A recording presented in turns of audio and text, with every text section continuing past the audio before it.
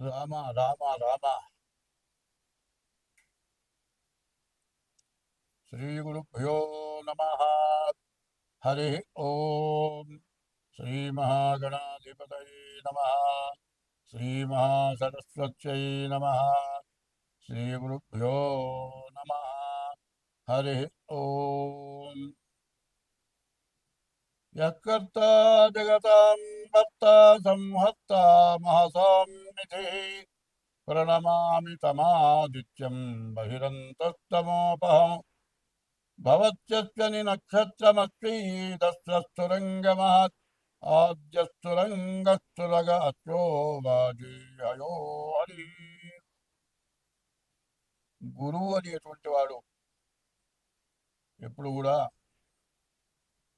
గురువు దైవం అన్నారు. ఈ గురువు దైవం ఎట్లా ఉంటారు అంటే, నీ హృదయం సక్రమంగా ఉంటే, నీ హృదయాన్ని దైవమందు గురువందు ఉంచితే, నీవు గురి కలిగి ఉంటే దైవం నీకు ఎప్పుడూ అనుకూలిస్తాడు అని ప్రపంచం మొత్తం ఆవరించున్నాడు. గురువుకి దైవానికి రూపం లేదు. అయితే నాకేదో గురువుపదేశం చేశాడు అని అనుకోవటం కాదు. గురువు యొక్క దయ నీ అందు ఉంటే దానంతా అది పుట్టుకొచ్చేస్తుంది. అటువంటి గురువుకి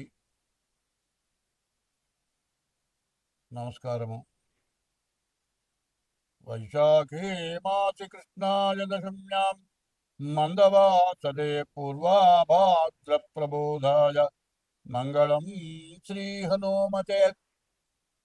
హనుమత్ సీతా సమేత శ్రీరామచంద్రమూర్తికి శిరసాష్టాంగ నమస్కారాలు అర్పిస్తూ 2025 సంవత్సరం అక్టోబర్ నెల 10వ రాశి మకర రాశి ఫలితాలు చెప్పుకుందాం. ఈ మకర రాశికి ఎక్కడా ఏమీ బాగాలేదు. ద్వితీయంలో శని వక్రించున్నాడు.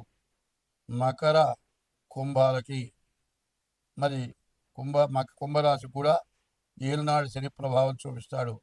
పూర్తిగా బాగాలేదు. ఈ మకర రాశికి ద్వితీయంలో ఉన్న శని మరి చాలా ఇబ్బందులు పెట్టే లక్షణాలు బాగా ఎక్కువగా ఉన్నాయి. ఈ రాశి వాళ్ళు చేస్తే కోర్టుకి వెళ్ళి జైలుకు మీరు నీ తల్లిదండ్రులు కూడా జైలు పాలయ్యే లక్షణం ఉంది. కాబట్టి ఎంతో మంచిగా భార్యను ప్రేమగా చూసుకుంటూ, తల్లిదండ్రులకు అంత కష్టం వస్తే వాళ్ళని ఏం చేయాలంటే ఎక్కడైనా పక్క ఇంట్లో పక్క గదిలోని పెట్టి వాళ్ళ తిండి జాగ్రత్తగా, వాళ్ళ పోషణ జాగ్రత్తగా చూసుకోండి. ఎందుకంటే 2 సంవత్సరాల పాటు దాదాపు ఆ నవంబరు 27 వరకు మాత్రం చాలా క్రిటికల్గా ఉంది. నవంబర్ 27 తర్వాత మీరందరూ కూడా వద్దన్నా కూడా కలిసిపోతారు, అందరూ బాగుంటారు. ఇది చూడాలి అంటే మీ డేట్ ఆఫ్ బర్త్ ద్వారా మీ జాతకం చూపించుకోవడం చాలా అవసరం. ఏమవుతుందా అంటే, ఏం లేదు, మనం బండి వేసుకొని వెళుతూ ఉంటే ఇట్లాంటి టైంలో చెట్టు కొమ్మ తగిలి కళ్ళు పోయిన వాళ్ళు ఉన్నారు. రోడ్డు బాగానే ఉంది, కొమ్మ మాత్రం ముందుకు వచ్చింది. తీరా దగ్గరికి వచ్చి తప్పించుకునే లోపల ఆ చివర కొమ్మ కంటికి తగిలి కళ్ళు పోయిన వాళ్ళు ఉన్నారు. ఎందుకంటే మరి చాలా ప్రమాదమైన టైము. ఈ టైమును జాగ్రత్తగా చూసుకోవాల్సిన అవసరం చాలా ఉంది. కాబట్టి ఈ రాశి వాళ్ళు ఎప్పుడు కూడా ఒళ్ళు దగ్గర పెట్టుకొని ప్రవర్తించడం చాలా మంచిది. డేట్ ఆఫ్ బర్త్ ద్వారా జాతకం చూసుకోండి. డేట్ ఆఫ్ బర్త్ లేకపోతే హస్త సాముద్రిక ద్వారానైనా సరే మీ జాతకం చూపించుకోండి. మీకు అన్ని విధాలా బాగుంటుంది. స్వస్తి.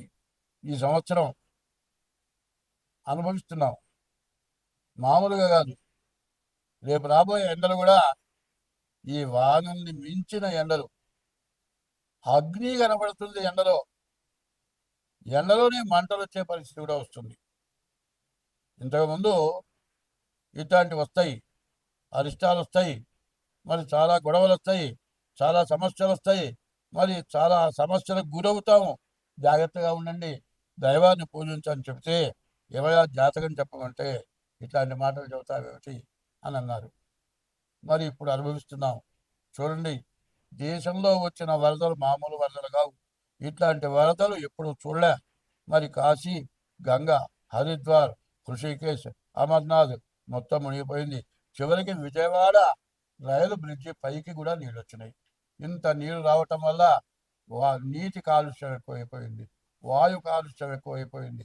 దీనివల్ల రకరకాలైన సూక్ష్మజీవులు మరి వీటి వల్ల మనిషికి అనారోగ్యాలు బాగా ఎక్కువగా ఉండి హాస్పిటల్ పాలై మరి తిండి అయితే పర్వాలేదు కానీ తిండి కంటే రోగాల వల్ల బాధలు ఎక్కువ, రోగాల వల్ల మందులు ఎక్కువ వాడాలి.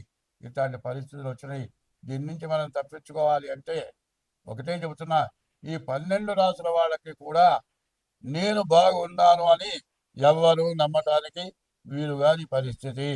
ఇవాళ ఉన్నది కదా అని జల్సా చేయొద్దు, మరి ఫ్యాన్సీ ఐటమ్స్ ఇవి కొనొద్దు. రేపు అనేది ఒక రోజు ఉన్నది, ఉన్న డబ్బులు జాగ్రత్తగా చేసుకుందాం, ఉప్పు కారం వేసుకొని తిందాం, జాగ్రత్తగా బతుకుదాం. రేపు అనే రోజుకు 10 రూపాయలు జాగ్రత్త చేసి పెట్టుకోండి. అట్లా లేకపోతే అడుక్కు తిన్నా కూడా ఇచ్చేవాడు పెట్టేవాడు ఉండడు. పని చేసుకునే వాళ్ళకు కూడా తిండి దొరక్క ఇబ్బందులు పడుతున్నారు. మధ్య తరగతి వాళ్ళు పూర్తిగా బాధలు పడుతున్నారు. కాబట్టి ఈ బాధల నుంచి మీరు తప్పించుకోవాలి, అందరం బాగుండాలి. ఒకటే మాట, ఒక్క మాట ముఖ్యమైంది, జీవితమున సగభాగము నిద్దులకే సరిపోవు, మిగిలిన ఆ సగభాగము చిత్తశుద్ధి లేకపోవు. అతి నిద్రాలోనుడు తెలివిలేని మూర్ఖుడు, లేక నిద్దులకే చెడతాడు.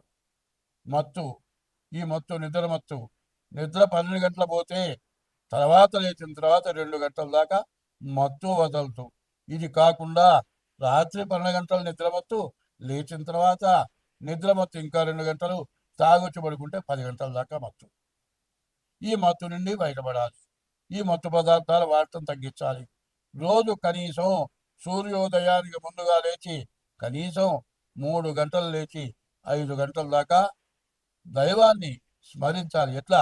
ఓం నమ శివాయ, ఓం నమో నారాయణాయ, మరి ఇట్లాంటి మంత్రాల్ని ఒక్క 3 గంటల సేపు స్మరించి తెల్లవారుగానే సూర్యుడికి నమస్కారం చేయటం చేయండి. ఇట్లా చేస్తే మీ కష్టాలన్నీ పోతాయి, అందరం బాగుంటాం. దేశం మొత్తం బాగుండాలి అంటే మానవ జన్మ ఎత్తిన వాళ్ళందరూ కూడా బ్రహ్మ ముహూర్తం 3 గంటలు లేవాలి, 5 గంటల దాకా భగవంతుడి యొక్క నామస్మరణ చేయాలి.